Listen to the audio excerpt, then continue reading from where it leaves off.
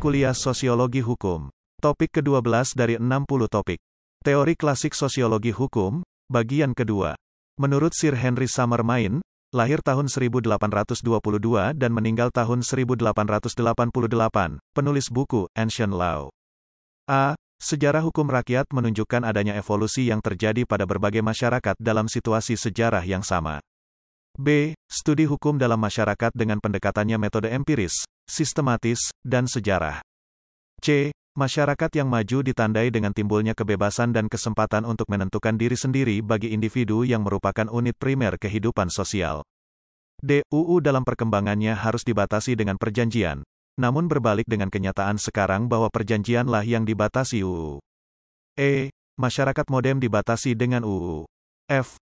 Teori Main menghindari bahaya dari penghancuran yang melebihi batas teori hukum tentang evolusi hukum yang melekat pada pendekatan perbandingan dan faktual dari Montesquieu kepada perkembangan lembaga lembaga hukum, tetapi sama bebasnya dan romantisme abstrak. G. Dengan menggunakan fiksi hukum, hukum sebenarnya berubah sesuai dengan berubahnya kebutuhan.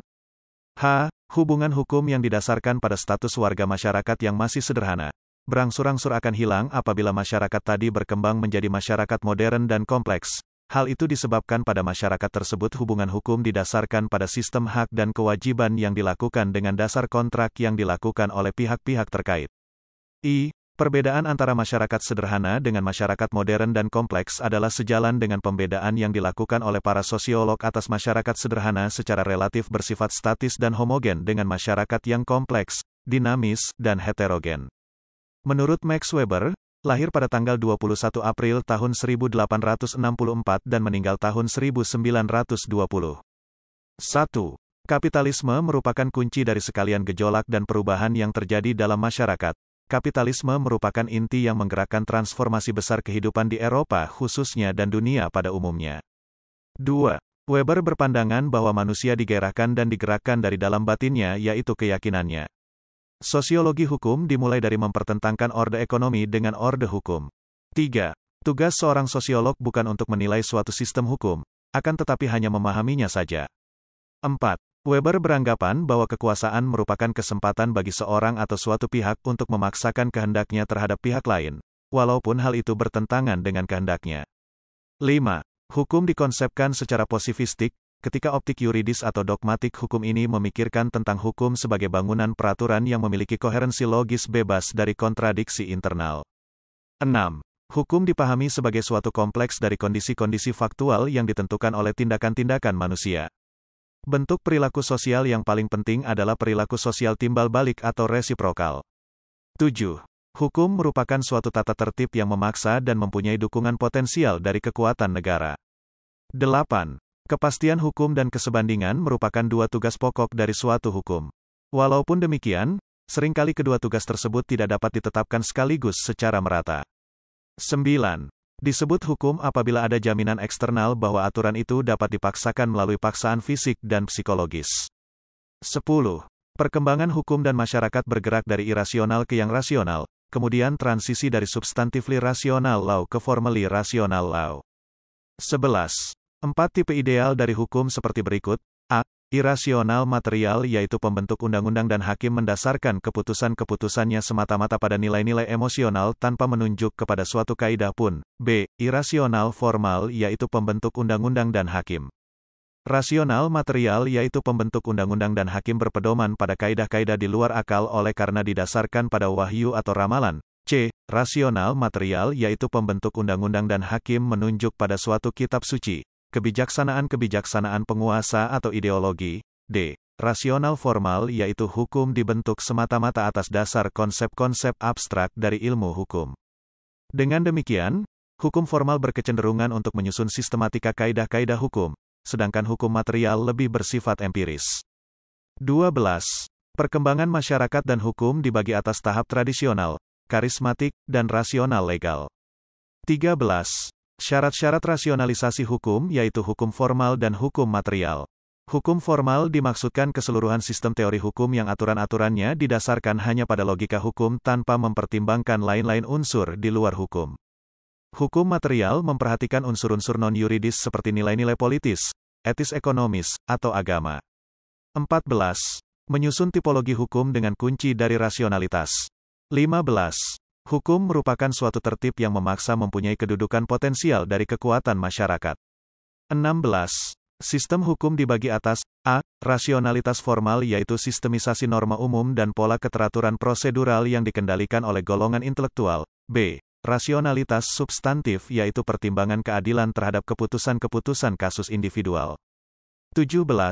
Terdapat 3 tipe administrasi keadilan, yaitu a. Keadilan hayati, b. Keadilan empiris, dan c. Keadilan rasional. 18. Membedakan hukum objektif dan hukum subjektif.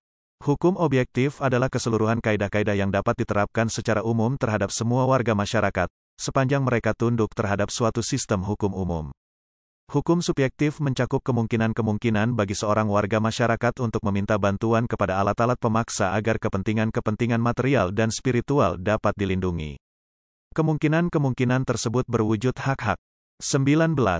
Perkembangan hukum material dan hukum acara mengikuti tahap-tahap perkembangan tertentu mulai yang berbentuk sederhana yang didasarkan atas karisma sampai pada tahap termaju di mana hukum tersusun secara sistematis serta dijalankan oleh orang-orang yang berpendidikan dari kalangan hukum.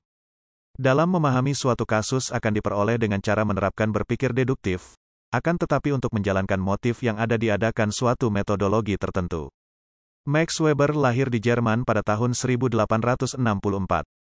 Ia belajar ilmu hukum di Universitas Berlin dan Universitas Heidelberg dan pada tahun 1889 menulis disertasi berjudul A Contribution to the History of Medieval Business Organizations. Setelah menyelesaikan studinya ia mengawali karirnya sebagai dosen ilmu hukum mula-mula di Universitas Berlin, kemudian di Universitas Freiburg, dan setelah itu di Universitas Heidelberg. Menjelang akhir masa hidupnya Weber mengajar di Universitas Wina dan Universitas Munich. Selain mengajar ia pun berperan sebagai konsultan dan peneliti, dan semasa Perang Dunia I mengabdi di Angkatan Bersenjata Jerman. Weber merupakan seorang ilmuwan yang sangat produktif dan menulis sejumlah buku dan makalah.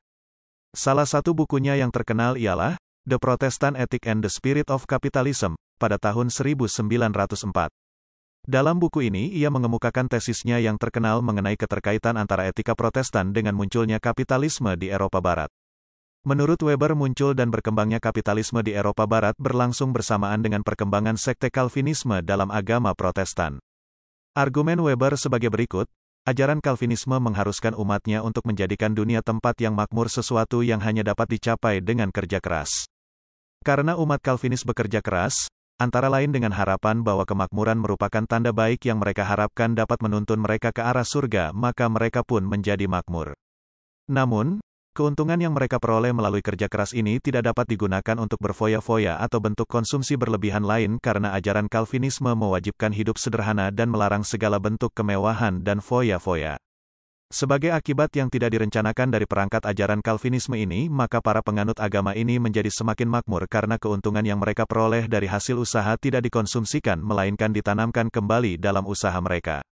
Melalui inilah, menurut Weber, kapitalisme di Eropa Barat berkembang. Sumbangan Weber yang tidak kalah pentingnya ialah kajiannya mengenai konsep-konsep dasar dalam sosiologi.